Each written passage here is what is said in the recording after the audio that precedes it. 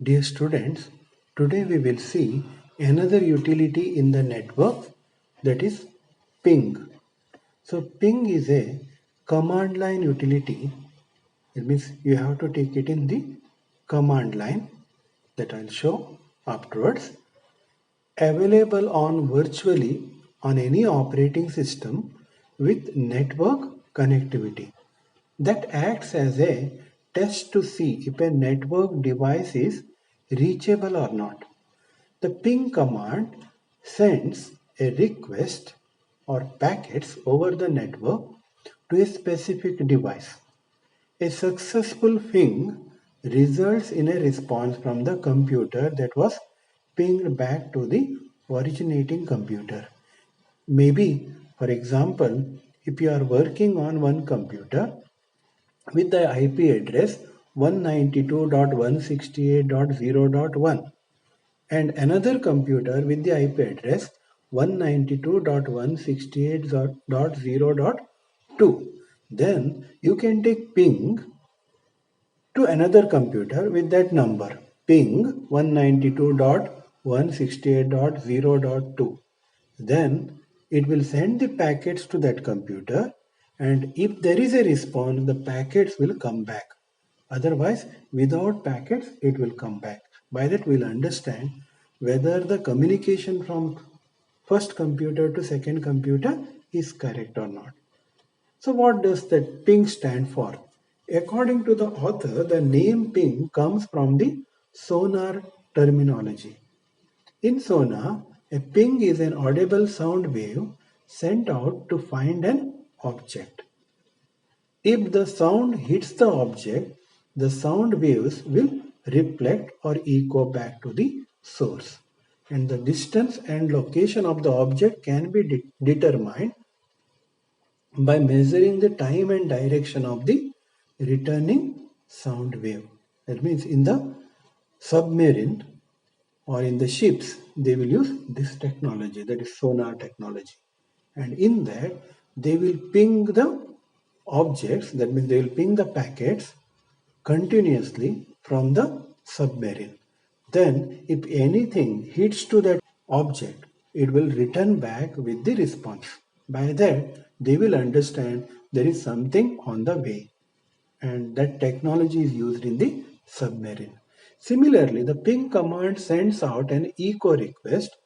If it finds the target system, the remote hosts send back an echo reply. The distance, number of hops to the remote system can be determined from the reply, as well as the conditions in between, packet loss and time to respond. While the author of the ping utility said the name of the program was simply based on the sound of sonar. Others sometimes say that ping is an acronym for Packet Internet Gopher. Packet Internet Gopher. A quick ping by IP address will confirm that the system is on, that there is a connection, and that the two machines can talk to each other. Like you can see here, this is one IP address with four parts. Ping space 172.168.9.13. So this may be from 0 to 255. Okay, and here also 0 to 255, and this one also will be 0 to 255, and this one 0 to 255. So 172.168.9.13. If the ping is successful by the name and IP address, but the response times are long, there may be a routing, network speed, or congestion issues. Even unsuccessful pings can provide valuable troubleshooting information. Just I'll show how we can do it. So just take the CMD in run. The command prompt is open. Here I can take like ping. That's why it is called command line utility. Ping 1. I'll take the same number what we have taken here. That is ping 172.168.9.13. But that computer is not available. I have my laptop. Okay. And here you can see ping 172.168.9.13. Okay, now I'll press enter. So that is pinging. You can see ping transmit failed. So there are no other computer with this number. Ping statistics, packet sent, received 0, lost 4, 100% loss. There is no congestion issues. So the computer is not available. That it indicates this device is not available. That it indicates when we use this ping. So where we have to give this IP address, that also I'll show just for the knowledge. So on the desktop, we can see one network icon. And if you right click on network icon, there is properties. We can take properties. And when you select properties, it will show change adapter settings. Okay. And now it shows Ethernet or Wi-Fi. Okay. And for the Wi-Fi, if you are connecting, then right click on Wi-Fi properties.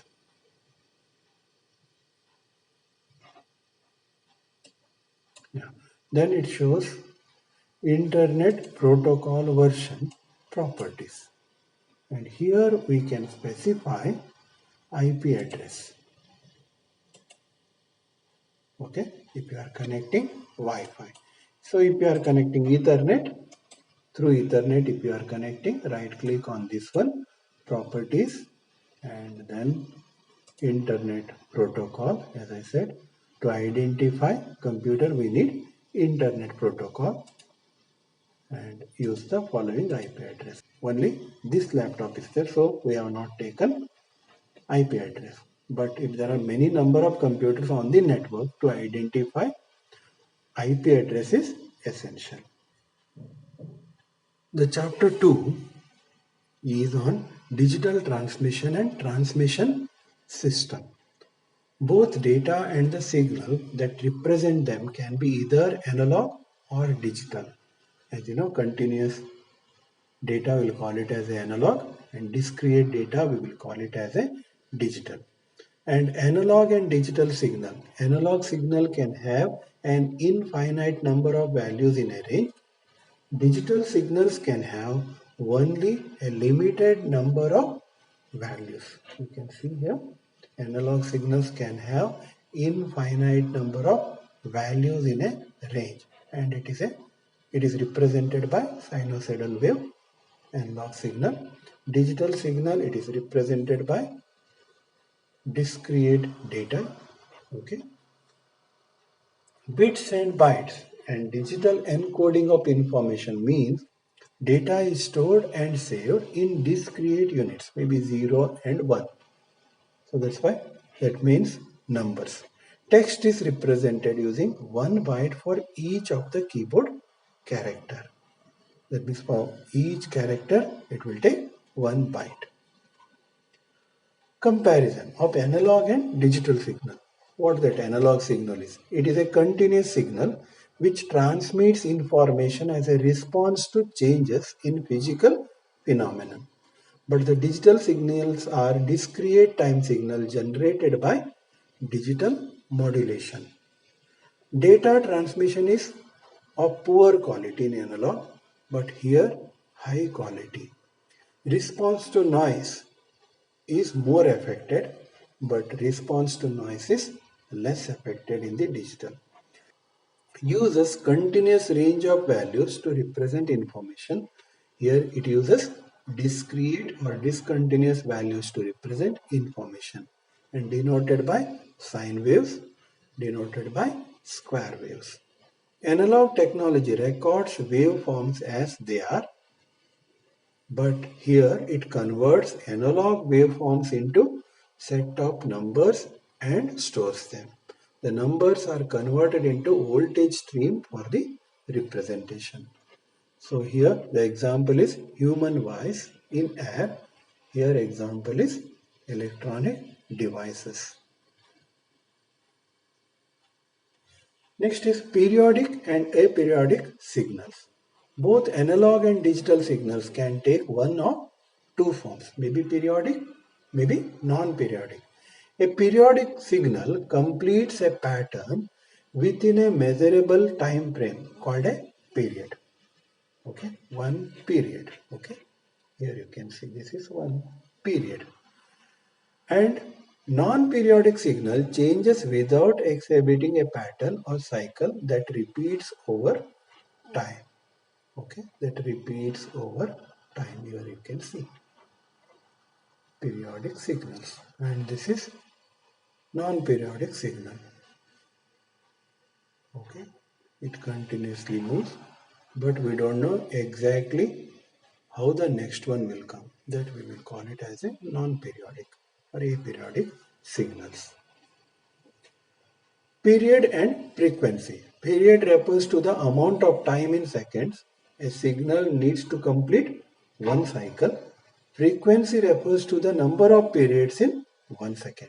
So period refers to the amount of time in seconds a signal needs to complete one cycle. Frequency refers to the number of periods in 1 second. Note that period and frequency are just one characteristics defined in two ways. Both are nearly equivalent. Period is the inverse of frequency and frequency is the inverse of period. Frequency is equal to 1 by t, that means 1 by time. Okay, by this ratio we will show the frequency, but period is equal to 1 by f. That means it's the inverse. Phase, it describes the position of the waveform relative to time 0.